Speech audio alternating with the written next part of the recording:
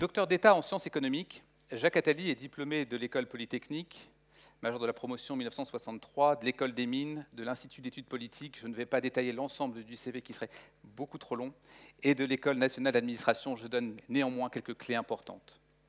Docteur honoris causa de plusieurs universités étrangères et membre de l'Académie universelle des cultures.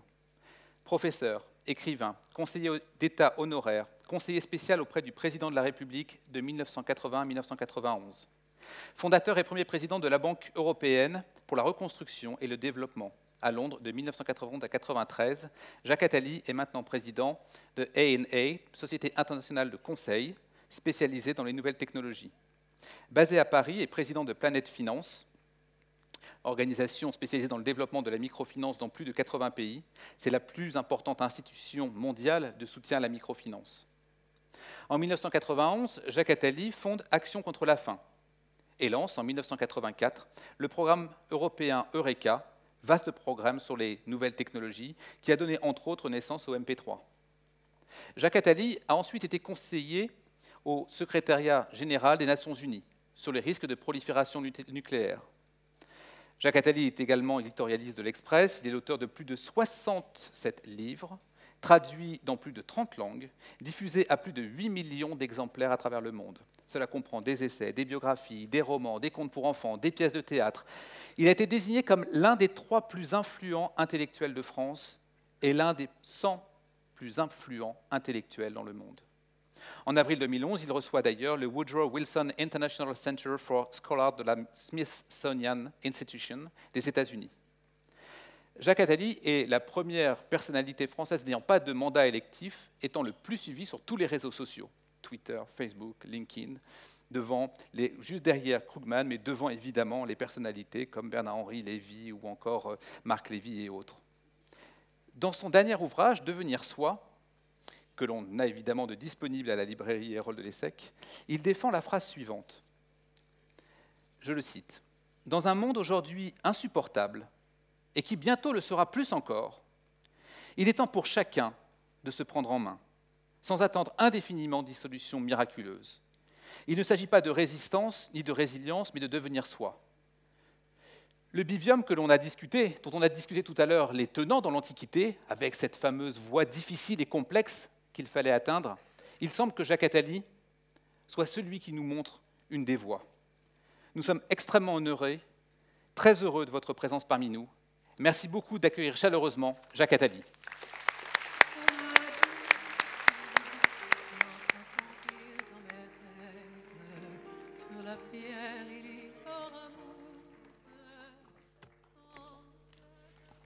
Je vous remercie, je suis heureux d'être avec vous. Comme professeur depuis tant d'années, je suis heureux de voir des amis dans la salle. Comme professeur depuis tant d'années, j'ai l'habitude d'enseigner sans notes, mais je vais faire exception aujourd'hui parce que vous m'avez demandé de réfléchir à un sujet très lourd et très important, et donc j'ai pris des notes, et je m'excuse si j'ai un papier devant moi, ce qui me ressemble assez peu d'habitude.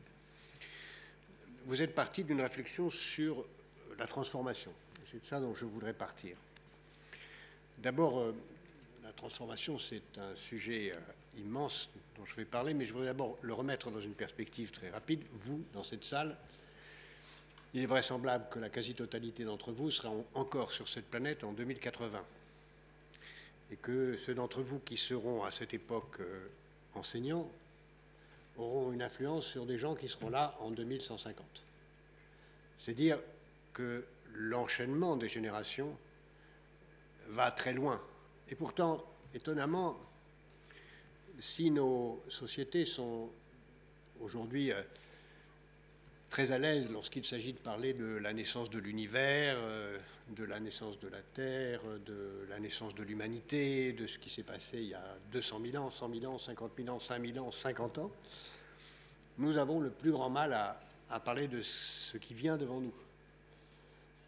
Le plus grand mal à parler de l'année prochaine, le plus grand mal à parler dans 10 ans, dans 20 ans, encore plus dans 100 ans. Que sera le monde dans 100 ans? Que sera le monde en 2080? Il sera ce que vous en aurez fait ou ce que vous en aurez vécu, et je vais essayer de l'inscrire dans une réflexion globale. Mais d'abord, puisque votre thème, d'après ce que vous m'avez dit, Monsieur Pavie, est celui de la transformation, Je voudrais commencer par là, et comme j'essaie de structurer mon exposé, je vais faire un exposé en 3 parties, avec chaque fois 10 points dans chacune des 3 parties. D'abord, sur la transformation, 10 idées. D'abord, tout se transforme. Tout se transforme tout le temps, et on peut même dire que c'est la caractéristique de ce qui est vivant de se transformer. Tout ce qui est vivant se transforme, et même ce qui n'est pas vivant se transforme, la matière organique se transforme, et même ce qui n'est pas la matière organique, la pierre même, qui a priori ne se transforme pas, se transforme quand même parce que l'homme peut le transformer. On peut même dire que le propre du vivant, ce qui caractérise le vivant, c'est justement de se transformer. Et il faut, et c'est le deuxième point, faire une remarque en passant, c'est qu'en effet, tout se transforme, mais il y a une chose qu'on ne peut pas transformer, c'est le passé.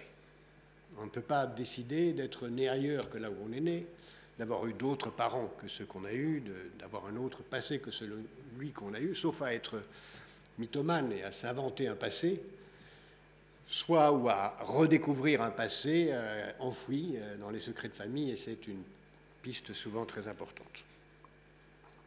Par contre, il y a des choses qu'on ne peut pas ne pas transformer, à l'inverse, et c'est le troisième point. On ne peut pas ne pas transformer soi-même.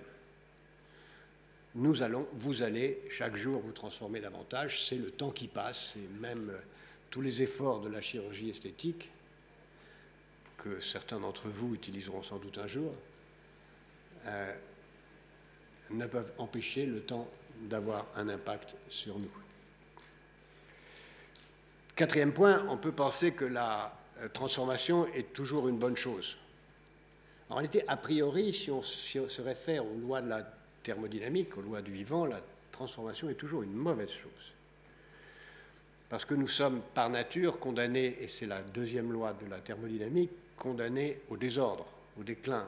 Et c'est une résistance permanente qui nous permet d'éviter cela, c'est la négantropie face à l'entropie.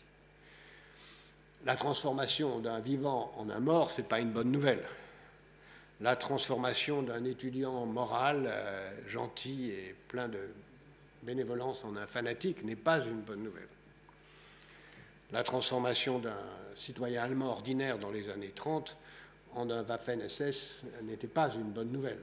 Et on peut avoir des exemples beaucoup plus récents. Donc, méfions-nous de la transformation, elle n'est pas bonne par nature. Donc, et c'est le cinquième point, l'important de la transformation, c'est de savoir où elle nous mène, d'où elle vient, qu'est-ce qui nous influence, où on va, de savoir comment on transforme soi-même et comment on transforme les autres et ce qui vient nous transformer. De quoi se nourrit-on? Cela m'amène à un sixième point. Si tous les êtres vivants sont définis par le fait qu'ils se transforment, être un être humain, c'est choisir les transformations qu'on souhaite et faire au mieux avec celles qu'on ne peut éviter. C'est choisir les transformations qu'on souhaite et faire au mieux avec celles qu'on ne peut pas éviter. Et donc, la caractéristique propre de l'être humain, c'est la maîtrise, autant qu'il est possible, des transformations. Septième remarque, l'expérience historique est toujours utile, et lorsqu'on regarde l'histoire des grands de ce monde, on s'aperçoit que tous se sont beaucoup transformés, se sont nourris de ce qu'ils ont pu recevoir et sont en apparence extrêmement loin dans leur parcours de ce qu'ils étaient au départ. Et pour avoir écrit d'innombrables biographies, je pourrais longuement vous dire en quoi Marx, Pascal, Gandhi, Ibn Rushd, Einstein et tant d'autres se sont transformés en se nourrissant du monde. Mais, et c'est le huitième point, quand on regarde plus profondément, ceux qu'on croit s'être transformés, en réalité, n'ont fait que se trouver et trouver ce en quoi ils étaient essentiels à eux-mêmes, et donc trouver leur invariant. Et toute la grandeur de chacun d'entre nous, c'est de découvrir profondément ce qu'on est, et non pas se laisser balloter par ce qui vient de l'extérieur. Ce qui m'amène au neuvième point. Pour savoir quelle transformation accepter, il faut d'abord savoir ce qu'on veut à tout prix conserver, ce qui est invariant en soi, quelles sont les valeurs auxquelles on tient, quelles sont les choses pour lesquelles on serait prêt à mourir, quels sont les sentiments, les gens, les idées qui nous sont essentiels et quelle influence on peut accepter à cet égard. Dixième point enfin, le plus difficile pour un individu, comme pour un pays, comme pour l'humanité tout entière, c'est de se transformer en ce qu'on voudrait être depuis le premier jour. C'est de se transformer en ce qu'on voudrait être depuis le premier jour. Et c'est à vous de le chercher, et je vais essayer de vous y aider maintenant un peu modestement, de chercher comment savoir ce qu'on a envie d'être au premier jour dans un monde de plus en plus difficile. Parce que si on peut chercher comment se transformer soi-même, ou quelle transformation accepter, ou qu'est-ce qui est essentiel en soi, il faut d'abord savoir dans quel contexte cela va se situer. Quel est le monde dans lequel nous allons vivre, vous allez vivre dans les 30, 40, 50 ans qui viennent. Il n'a aucun sens de réfléchir à sa transformation si on n'a pas d'abord tracé le paysage du monde tel qu'il vient. C'est dans ce contexte-là qu'on pourra ensuite, et c'est ma deuxième partie, définir ce qu'on peut souhaiter devenir. Quel monde devant nous? Quelles transformations du monde sont à attendre, probables, inévitables? Je dirai plus tard, dans une troisième partie, si nous devons nous contenter d'être spectateurs du monde tel que je vais maintenant rapidement le décrire. Quel monde devant nous? 10 points. Premier point, en partant du plus sérieux, du plus certain, du moins contestable, la démographie. Nous sommes 7 milliards et quelques. En 2050, nous serons 9 milliards et demi. Sur ces 9 milliards et demi, il y en aura un peu moins d'1,5 milliard en Chine, un peu plus d'1,5 milliard en Inde. Et s'il y a une mutation majeure, c'est que sur les 2 milliards d'habitants de plus de la planète, il y aura 1 milliard de plus d'habitants en Afrique. L'Afrique va passer d'1 milliard à 2 milliards d'habitants. Et sur ces 2 milliards d'habitants, 1 milliard aura moins de 18 ans. Ça, c'est la clé de ce que nous allons vivre. Avec des mutations très différentes. En principe, si les tendances actuelles se poursuivent, il y aura en 2060 plus de Français que d'Allemands, plus de Turcs que de Russes, plus de musulmans en Inde que dans n'importe quel autre pays au monde, y compris dans le plus grand pays musulman du monde, qui ne sera plus l'Indonésie. Il y aura plus d'habitants au Nigeria qu'aux États-Unis, et nous serons dans un monde totalement différent, puisque, pour continuer quelques perspectives, les 60 millions d'habitants du Sahel, des 10 pays du Sahel, seront 250 millions, puisque cette partie de l'Afrique a encore un taux de natalité durable et stable de 7 enfants par femme dans les décennies qui viennent. Donc on voit un monde dont on voit les perspectives, avec démographiquement, premièrement, une population qui sera plus vieille, puisque l'espérance de vie monte de 3 mois par an environ sur la planète tout entière. Elle monte plus vite dans les pays en développement que dans les pays développés, avec en gros un peu plus d'hommes que de femmes, puisque l'équilibre statistique sera rompu, avec une population qui était urbaine aujourd'hui à 50%, qui va être urbaine à 2/3, avec, au lieu de 220 millions de personnes qui aujourd'hui vivent dans un autre continent que celui où sont nés, je ne dis pas pays, mais continent que celui où ils sont nés, plus d'1 milliard, si les tendances actuelles se poursuivent. Et avec évidemment des conséquences de tout cela sur bien d'autres dimensions dont je vais parler maintenant. Le deuxième domaine le plus prévisible, à côté de celui de la démographie, c'est celui du progrès technique. Il faut en gros 40 ans pour qu'une innovation devienne une réalité générale. Or, on voit maintenant à peu près clairement quelles sont les innovations qui sont en train de devenir des réalités banales et puis quelles innovations viennent derrière et vont devenir des innovations, des idées ou des pratiques courantes qui vont transformer notre monde autant que la démographie dont je viens de parler. D'abord, il y a tout ce qui est dans le domaine de la technologie numérique, dont certaines des choses sont déjà là, mais d'autres vont venir. Celles qui sont là, balbutiantes, mais qui vont s'imposer, c'est évidemment l'imprimante 3D qui va avoir des conséquences gigantesques dans la plupart des métiers. C'est les techniques liées au big data, c'est-à-dire à la capacité de calcul qui va augmenter et continuer à augmenter très rapidement, avec des conséquences sur la réalité augmentée, la réalité virtuelle et l'intelligence artificielle qui vont prendre des proportions considérables qui nous permettront ou nous forceront à vivre très largement dans l'irréalité avec des hologrammes présents en permanence et des capacités de calcul et de réseau infiniment supérieures à ce que nous avons aujourd'hui et des capacités de transformation du processus éducatif, du processus de travail, sans commune mesure avec aujourd'hui. Toujours dans le numérique, deux innovations très importantes, le web sémantique, c'est-à-dire la capacité de dialoguer avec les machines dans le langage naturel, ce qu'on ne peut pas faire encore aujourd'hui, qui aura des conséquences aussi considérables sur la médecine et sur l'enseignement, mais aussi sur les métiers d'ingénieur et toute autre nature. Autre dimension très importante liée encore au numérique, tout ce qui va être lié aux capacités de calcul, liées au ce qu'on appelle le parallel processing et différentes méthodes de calcul qui vont changer radicalement les moyens dont nous disposons.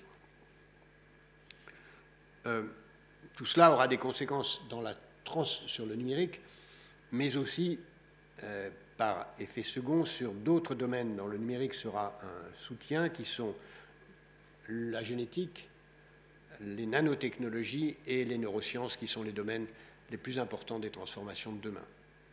Biotechnologie, nous aurons bientôt la capacité d'aller vers le clonage humain, et quand on parle de transformation, vous connaîtrez des clones humains, c'est-à-dire la possibilité de transformer l'être humain non seulement en le dotant de prothèses, mais en créant des conditions pour qu'un être humain totalement cloné puisse apparaître dans les 50 prochaines années d'une façon certaine. Le robot qui est en train d'envahir nos vies n'est qu'une introduction légère à la transformation de l'être humain en artefact qui est devant nous. L'homme transformé, c'est demain le clone. Les nanotechnologies qui vont permettre de constituer une matière et des réalités de matière totalement neuves, non plus en détruisant la matière pour l'aménager, mais en repartant à partir des molécules de base, va aussi transformer profondément non seulement les techniques de construction de logements, mais aussi la médecine et bien d'autres domaines. Et enfin, le dernier domaine qui va être essentiel, c'est les neurosciences, car une des limitations les plus grandes de notre capacité à évoluer, à nous transformer, c'est notre capacité à apprendre. Et les neurosciences, qui sont à la fois aussi nécessaires parce que l'espérance de vie augmentant, les maladies liées à la dégénérescence neuronale vont prendre une importance croissante. Les neurosciences vont être à la fois utiles aux nouvelles maladies, mais aussi essentielles pour transformer le processus éducatif et apprendre comment maintenir une attention et créer les conditions d'une augmentation de la productivité de l'éducation. Et bien d'autres choses qui sont devant nous et qui vont profondément nous transformer en nous donnant davantage de moyens de liberté, mais une liberté qui nous conduit progressivement, et vous verrez cela dans les 50 prochaines années, à être des artefacts de nous-mêmes. Troisième transformation qui est devant nous, celle du climat, bien sûr, qui semble très difficile à modifier dans les décennies qui viennent, mais l'augmentation de la température avec ses conséquences sur le niveau de la mer, la survie de certaines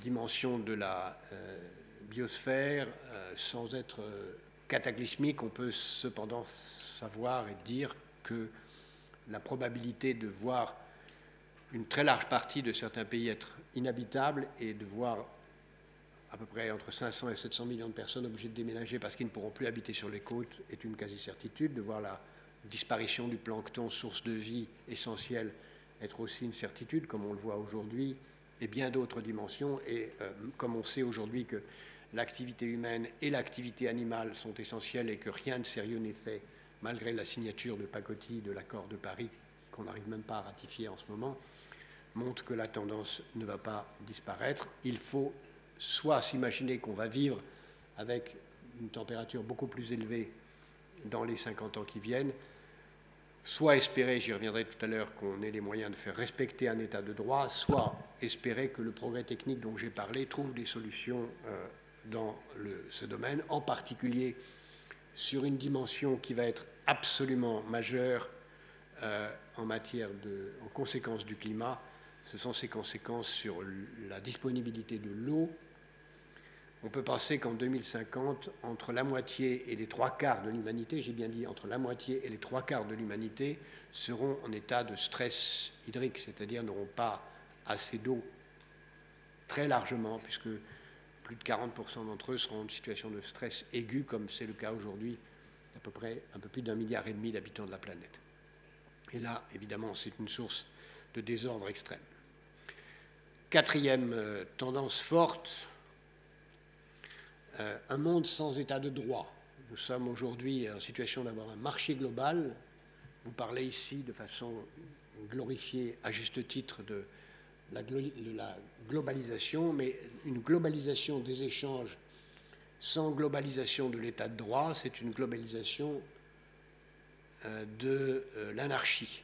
Et c'est ce à quoi nous assistons de plus en plus, c'est-à-dire un marché global sans état de droit, c'est-à-dire sans mécanisme capable de faire respecter ni un droit de propriété, ni une justice, ni évidemment des transferts, qui conduit progressivement à un renforcement des acteurs les plus criminels et les plus déloyaux, à une concentration de plus en plus grande des richesses. Cinquième tendance, un monde de plus en plus déloyal.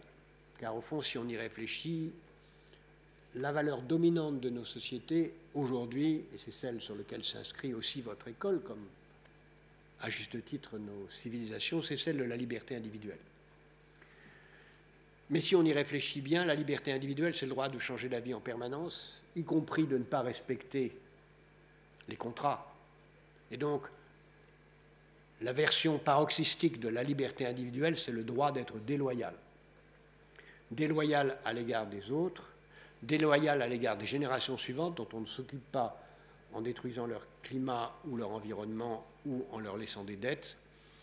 Et nous vivons dans un monde dans lequel la loyauté est de moins en moins la règle et où le chacun pour soi s'impose au nom de la liberté.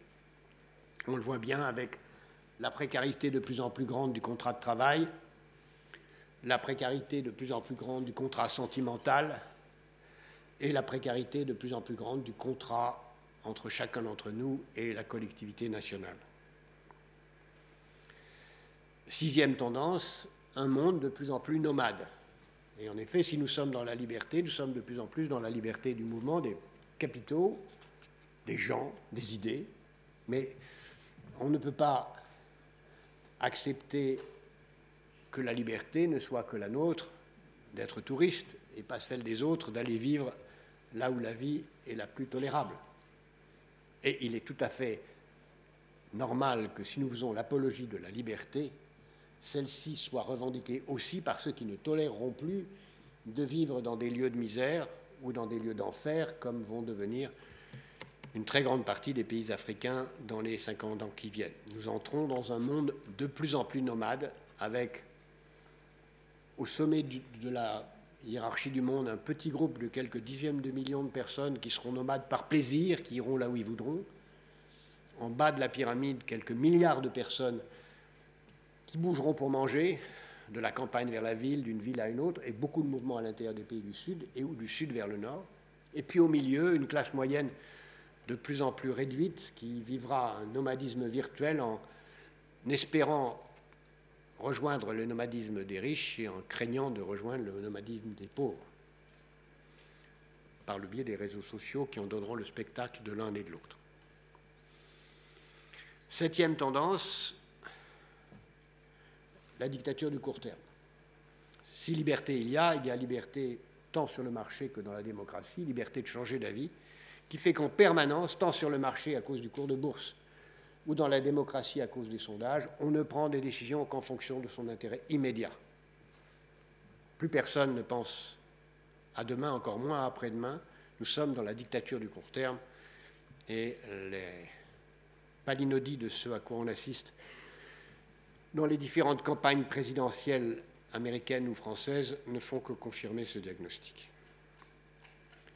Huitième tendance, dans ce monde-là, des crises de toute nature sont inévitables. Le surendettement qui nous permet de masquer pendant un moment ce monde et ses difficultés n'est pas illimité. La phrase de Madame de Pompadour en 1757, apprenant une défaite de l'armée française, quand elle a dit au roi « Après nous le déluge », était à la fois prémonitoire, puisque 30 ans plus tard, le déluge est arrivé sur son monde. C'est exactement ce à quoi nous assistons aujourd'hui. Cette dictature du court terme nous conduit à « après nous le déluge », et le déluge, on le voit. Les taux d'intérêt négatifs ne peuvent conduire qu'à la catastrophe. L'endettement croissant à une proportion jamais connue dans l'histoire humaine ne peut conduire qu'à des catastrophes. Et tant d'autres dimensions dans lesquelles nous ne faisons que retarder les problèmes et qui naturellement ne seront que plus graves. Il y aura des crises bancaires, des crises sociales, des crises financières. Neuvième tendance, ne croyez pas que parce que vous êtes né dans un monde où la violence était la moins forte possible et où toutes les statistiques démontraient jusqu'il y a peu que la violence déclinait dans l'histoire humaine, tant la violence militaire que la violence civile, ne croyez pas que cette tendance soit irréversible. Au contraire, nous entrons dans un monde de plus en plus tragique où d'innombrables guerres sont possibles, probables, ont lieu dès aujourd'hui, et où la coalescence de toutes ces guerres locales en une guerre unique est chaque jour davantage plus probable. En sachant d'ailleurs que la seule façon de l'éviter, c'est de la penser probable. Il peut y avoir dans 5 minutes un accrochage improbable entre la Corée du Nord et le Japon, entraînant par le jeu des alliances l'entrée en guerre des États-Unis, entre la Chine et les États-Unis en mer de Chine, entre la Russie et la Pologne, entraînant par le jeu des alliances notre entrée en guerre, et 1000 autres scénarios sont possibles. 10e tendance, tout cela peut ne pas avoir lieu, car il existe aussi des forces extraordinaires à travers le monde de résistance, de gens qui, justement, sur toutes les dimensions dont je viens de parler, essayent modestement, mais activement, de s'intéresser au long terme, de considérer que les changements sont possibles vers le bien, de penser qu'il est possible d'être altruiste et de ne pas s'intéresser qu'à soi-même. C'est ce que nous appelons maintenant l'économie positive, qui rassemble tous ceux qui travaillent dans l'intérêt des générations suivantes et qui, dans ce travail, dans l'intérêt des générations suivantes, aident comme des associations, des enseignants, des dirigeants politiques, des entreprises, des fonds d'investissement à penser le long terme et à considérer que c'est notre responsabilité sur le marché d'introduire une dimension de long terme. C'est ce qu'on appelle le capitalisme patient, et dans la démocratie d'introduire le long terme, c'est-à-dire de donner un droit de vote aux générations suivantes. Ces transformations sont en cours, ces acteurs sont là, ils sont peu visibles, mais après tout, à la fin, quand Madame de Pompadour parlait, peu étaient visibles ceux qui allaient être Diderot, Voltaire, Rousseau, ou un peu plus visibles étaient ceux qui commençaient à écrire aux États-Unis les clés de ce qu'allait devenir les Lumières et la liberté. Dans ce monde apparemment si difficile, qu'est-ce qu'on peut faire? A priori, vous pouvez penser que ce que je vous ai décrit jusqu'à présent donne le sentiment que nous sommes condamnés au pire, que nous sommes condamnés à être détruits par l'intelligence artificielle lorsqu'elle viendra, ou même à être détruits avant par le monde qui se battra contre nous parce que nous ne serons plus capables de le gérer. Cela fait très longtemps d'ailleurs, et on trouve ça dans des textes du XIIIe, XIVe, XVe siècle, où on voit apparaître la métaphore de cette impuissance, où on décrit le monde comme un bateau pris dans la tempête qui a perdu son gouvernail et qu'il faut réparer à tout prix pour l'amener à bon port. Aujourd'hui, le monde tel que je viens de vous décrire peut aussi ressembler à un avion qui n'a pas de pilote, et pire encore, à un avion qui n'a pas de cabine de pilotage, et qu'il nous faut construire une cabine de pilotage avant de nous écraser contre la montagne. Prévoir toutes les catastrophes que je viens de prévoir ne nous garantit pas de les éviter. J'ai dit que c'était nécessaire, mais ce n'est pas une garantie. Par exemple, prévoir que chacun d'entre nous dans cette salle mourra un jour ne nous permet pas de l'éviter. Ça nous permet simplement de créer des conditions pour que notre vie soit la meilleure possible et que nous transmettions un monde possible, meilleur pour les générations suivantes. De même, savoir qu'il y a plus de 50% de chances que dans les 20 ans qui viennent, il y ait un tremblement de terre gigantesque à Tokyo ne permet pas de l'empêcher, comme savoir qu'un grand tremblement de terre de même ampleur aura lieu en Californie ne permet pas de l'empêcher, mais de s'y adapter. Alors on peut s'y résigner, dire après nous le déluge et vivons le mieux possible les instants que nous avons, carpe diem, chaque instant, faisons la fête, faites la fête ce soir. Mais on peut aussi ne pas s'en contenter. On peut aussi vouloir et penser que tout ce dont je viens de parler est résistible, qu'on peut créer les conditions pour éviter que cette barbarie arrive. Pour ça, il faut comprendre que la coopération est meilleure que la compétition, que nous jouirons davantage de notre bonheur que si nous aidons au bonheur de l'autre, et que si nous sommes capables de penser aller vers une forme supérieure d'organisation politique de l'humanité. Oui, il faut penser à réparer le navire pendant la tempête, à créer cette cabine de pilotage. Et ne disons pas que ce n'est pas possible, c'est justement ce que faisaient les pères de la Révolution américaine pendant la guerre civile qu'ils pensaient perdre, ils écrivaient la Constitution américaine. C'est ce que faisaient ceux qui, à la fin de l'Ancien Régime, écrivaient les textes de la Déclaration des droits de l'homme en France en ne sachant pas qu'ils allaient y parvenir. C'est ce que faisaient au cœur de la Seconde Guerre mondiale, au moment où cette guerre allait être perdue par les Occidentaux qui écrivaient la Charte des Nations Unies et la Déclaration universelle des droits de l'homme au moment où c'était perdu. Nous en sommes là.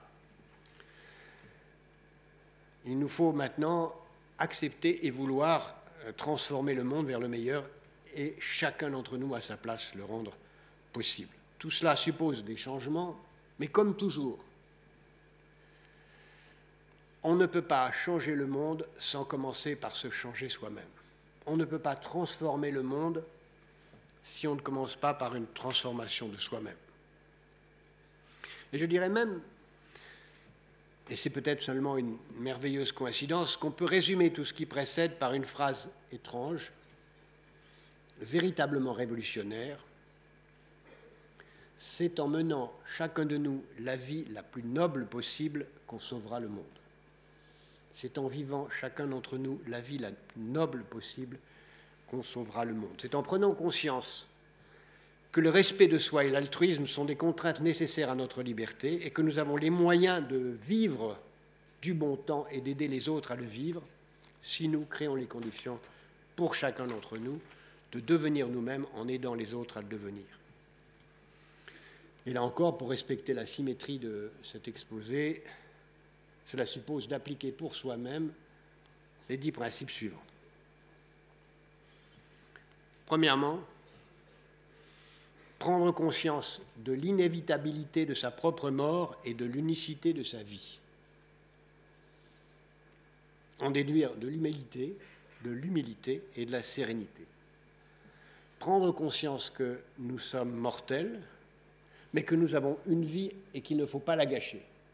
D'être humble à l'égard de cette fragilité, mais d'être serein à l'égard de ce qu'on peut en faire. Deuxième principe, qui découle du premier, se respecter, se prendre soi-même au sérieux. Ne rien faire qui ne puisse être fait par quelqu'un d'autre. Si quelqu'un d'autre peut faire quelque chose mieux que vous, ne le faites pas, faites autre chose. Toute femme, tout homme dans cette pièce et dans le monde est unique et doit faire quelque chose d'unique. On peut apprendre des autres, s'en inspirer, mais toujours faire quelque chose d'unique. Troisième principe, puisque nous ne sommes pas sûrs d'être réincarnés, ne pas s'interdire de vivre plusieurs vies à la fois. Ni successivement, ni simultanément. Autrement dit, ne pas s'interdire d'avoir un ou plusieurs projets de vie. Et je vous assure que si on fait ça, on ne devient pas vieux, on devient jeune, parce qu'on s'inscrit dans des projets sans cesse renouvelés. Quatrième principe, se faire en permanence une opinion en étant à l'écoute de ce que vont faire les autres, pour le bien et pour le mal, de ce que peut devenir le monde. C'est ce que je viens d'essayer de faire dans la partie précédente, vous décrire le monde. Se faire en permanence une idée de ce que sont les autres, être en situation d'empathie à l'égard des autres pour les comprendre sans les juger et en essayant de comprendre ce qu'ils vont faire pour vous, pour le monde, et pour créer l'environnement dans lequel nous allons vivre. Cinquième principe, trouver ses propres invariants. Dans son héritage, dans ce passé dont j'ai dit qu'on ne pouvait pas le transformer, dans ses propres valeurs telles qu'on les a reçues ou telles qu'on les a choisies, dans son rapport à la transcendance, si tant est qu'on en ait besoin. Prendre conscience dans ce contexte que sa propre liberté ne peut pas être une fin en soi et qu'elle doit être encadrée par une éthique qui lui donne du sens. La liberté doit être contrainte par une éthique. Sixième principe, prendre conscience de ce qu'on ne peut devenir soi, se trouver, organiser la transformation vers son projet, sans aider les autres à devenir soi aussi. Sans prendre conscience qu'être altruiste, en particulier à l'égard des prochaines générations, qui seront là quand nous serons encore là, et dans son propre intérêt, d'être rationnellement altruiste, d'être égoïstement altruiste. Donc de respecter la vie des autres et la vie des autres. D'aider les autres à avoir un jugement libre, et c'est ce que font vos maîtres et vos professeurs, quitte à ce que, lorsqu'ils ont un jugement libre, ils s'éloignent de vous. Septième principe, ressentir qu'aider les autres est un grand privilège et qu'il n'y a rien qui rend plus heureux que d'être en situation d'être utile. Huitième principe, pour mettre tout cela en œuvre, se mettre soi-même en situation de résister aux attaques, de résister aux désillusions, de résister à la déloyauté, de résister aux ennemis, de résister aux trahisons, de résister aux injustices, d'être en situation de ce qu'on appelle de la résilience, c'est-à-dire avoir du courage, et finalement, lorsqu'on s'est construit soi-même, lorsqu'on a décidé de ses valeurs, être indifférent à ce qui est injuste et trahison. Neuvième principe, être sans cesse prêt à apprendre, à changer d'avis, à se transformer, aussi souvent que nécessaire, si c'est utile au projet de vie qu'on a choisi. Enfin, lorsque tout ça est établi, dixième principe, se lancer dans l'action sans limite, en révolution permanente à l'égard de soi-même et du monde, ne rien considérer comme impossible. Savoir même que s'il y a deux choses qui semblent impossibles, très souvent, une des deux choses impossibles est la solution de l'autre. Tout cela, le faire avec indifférence à l'égard des jaloux, avec insolence à l'égard du monde et surtout avec le sourire. Je vous remercie.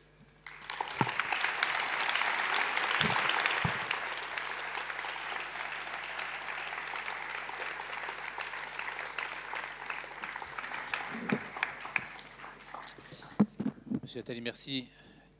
Merci beaucoup pour ce magnifique exposé sur le devenir soi. Si vous le voulez bien, on va prendre quelques questions. Je suis frappé par le contraste entre les deux dernières parties de votre discours. La première, la seconde, où vous soulevez des enjeux systémiques, des défis qu'on va avoir à relever, mais qui ne se posent quasiment pas de manière individuelle, qui sont liés à des systèmes économiques, sociaux, à des pratiques culturelles, enfin des choses qui nous dépassent. Et la dernière partie de votre discours, qui donne des conseils très personnels, très individuels, une éthique individuelle. Et j'aimerais savoir comment faire le lien entre les deux. Comment est-ce qu'une fois qu'on est responsable marketing d'une entreprise importante, qu'on participe à la surconsommation ou même au capitalisme, si on remonte jusque-là dans sa vision des causes des problèmes que vous avez évoqués, comment est-ce qu'on lie les deux? Comment est-ce que... Bon, parfait. Je croyais avoir répondu à cette question, mais je vais le faire plus précisément sur le cas de votre exemple. C'est en se rendant compte qu'on ne peut devenir soi qu'en étant altruiste, et donc en créant les conditions pour que les autres puissent le devenir aussi. Donc si vous êtes dans le marketing de produits de consommation, c'est en essayant de pousser pour que l'entreprise dans laquelle vous êtes s'intéresse à l'éthique, s'intéresse à l'origine des produits, s'intéresse à la chaîne de valeur, s'intéresse à la durabilité de ces produits et à créer les conditions pour que cette bataille ait lieu et à se battre pour cela. Mais vous ne pouvez le faire que si vous avez vous-même pris conscience de cette importance et ensuite vous engagez dans cette action. On le voit aujourd'hui dans beaucoup d'entreprises où des gens qui ont pris cette conscience aident à le transformer dans une bataille qui est parfois facile, dans certaines entreprises où c'est déjà ressenti comme des valeurs communes, ou dans la plupart d'entre elles où c'est encore très difficile. Mais si on ne commence pas par en prendre conscience soi-même, on ne peut pas mener cette bataille. Pourquoi j'ai tellement insisté sur la prise de conscience collective. Sinon, si on mène une action collective, si on entre dans un parti politique, ce qui est souhaitable, ou dans un syndicat, si on n'a pas pris conscience de tout ce qui précède, ça n'est qu'un chemin parmi d'autres vers un arrivisme individuel, et ça n'a pas beaucoup d'intérêt. Et encore une fois, j'ai donné l'exemple aussi de ce qui s'est produit quand on a écrit la Charte des Nations Unies en pleine guerre. Nous sommes aujourd'hui dans un moment aussi d'une très grande incertitude quant à l'avenir collectif. C'est le moment aussi de penser collectivement à écrire les conditions d'un état de droit planétaire. Pourquoi, par exemple, la construction européenne est si fondamentale, puisque si nous n'étions même pas capables de construire un état de droit commun en Europe, comment peut-on imaginer qu'on puisse espérer en avoir un à l'échelle de la planète? Donc, toute évolution de l'Europe vers un déclin ou une remise en cause de son existence serait ou sera signe de ce que la désarticulation du monde s'accélère. Donc ça donne bien quelques pistes concrètes d'action collective. J'aurais une question à vous poser qui est plutôt simple par rapport à celle que Joseph a posée. Vous qui avez dit que c'est faire preuve de noblesse, que c'est en faisant preuve de noblesse qu'on sauvera le monde. Pensez-vous faire preuve de noblesse quand vous défendez un système de mondialisation globale qui ne profite absolument pas aux petites gens? Vous n'avez sans doute pas entendu ce que j'ai dit. J'ai dit que je trouvais que le système de mondialisation tel qu'il est aujourd'hui, c'est-à-dire une mondialisation du marché sans mondialisation de la règle de droit, était une catastrophe. Et c'est pourtant vous qui l'avez développé au fil des années, non? N'est-ce pas? Si vous lisez mon travail, vous regardez mon action, vous verrez que j'ai toujours, depuis 30 ans, expliqué que si on fait une globalisation du marché sans globalisation de la démocratie, on arrive à la catastrophe. Donc je suis pour une globalisation du marché au rythme de la globalisation de la règle de droit.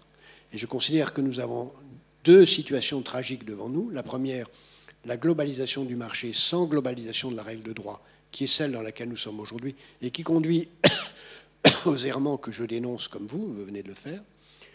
Et une autre situation qui est encore pire à mon sens, c'est de renoncer à la globalisation de l'état de droit pour se refermer dans des frontières nationales, et retourner à des identités qui ne seraient que mortifères et conductrices de violence et de guerre. Et donc, je continue à penser que la globalisation de l'état de droit est possible et nécessaire, qu'en particulier la construction européenne est absolument nécessaire comme exemple d'avant-garde de la constitution d'un état de droit planétaire, qu'il existe déjà aujourd'hui de très nombreux éléments d'une globalisation de l'état de droit, comme les tribunaux pénaux internationaux, la Charte des Nations Unies et bien d'autres éléments qui aujourd'hui peu à peu construisent un état de droit planétaire, et que c'est ça pour lequel il faut se battre, tout en créant les conditions pour que l'état de droit européen, qui en est la première base, se constitue.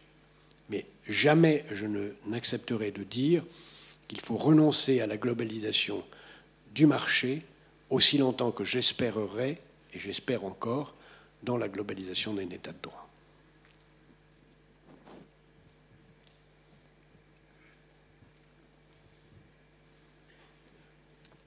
Oui, une question juste en face de vous. Puisque vous m'avez posé une question personnelle, je rappellerai seulement que si j'ai eu à créer, comme vous l'avez dit tout à l'heure, 4 institutions internationales, c'est justement pour participer à cette création d'un état de droit. Une question en face de vous. Oui. Oui. Bonjour monsieur, alors moi c'est sur votre deuxième partie, vous avez donné 10 clés, donc de plus en plus certaines. Donc la première était plus certaine que les dernières, et je voulais savoir quelles sont les priorités dans celle-ci. Tout est urgent et tout est important. Il me semble que la maîtrise du climat est certainement une des choses les plus urgentes et les plus difficiles, puisque ça peut être que par un état de droit planétaire, même si certains l'espèrent par le progrès technique. Donc la mise en place rapide de l'accord, voilà un exemple d'état de droit planétaire, de l'accord de la COP 21, qui aujourd'hui n'a été ratifié que par un nombre tout à fait dérisoire de pays, me paraît la chose la plus urgente. Ensuite, il me semble que la deuxième chose qui est très urgente, c'est de créer les conditions d'une évaluation des conséquences du progrès technique en biotechnologie pour éviter des transformations irréversibles de l'espèce humaine. Ce sont les deux mutations qui me paraissent les plus urgentes. Une autre question tout à fait à votre gauche.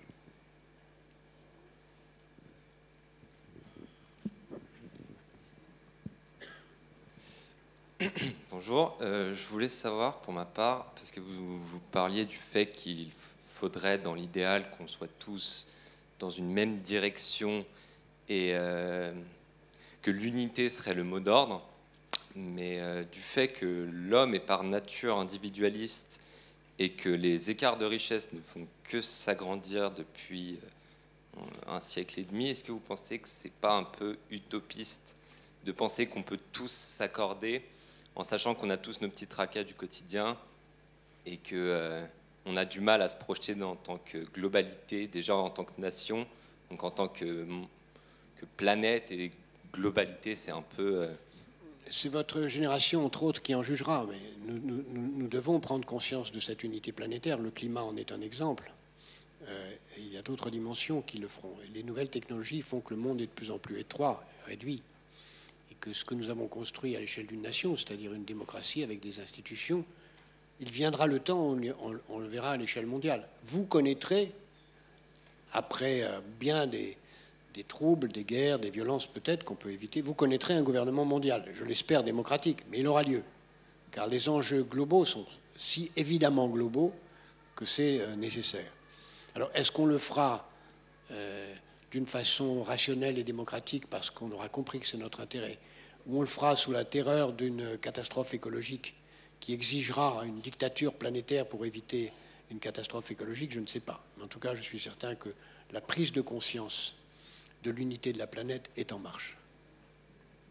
Et que même ceux qui voudront simplement être spectateurs du monde devront comprendre que c'est leur intérêt d'être des acteurs. Peut-être une Dernière question, si vous voulez bien. Absolument. Qui se lance pour la dernière question? ou est-ce qu'on s'arrête en vous remerciant infiniment, Monsieur Jacques Attali? Merci beaucoup.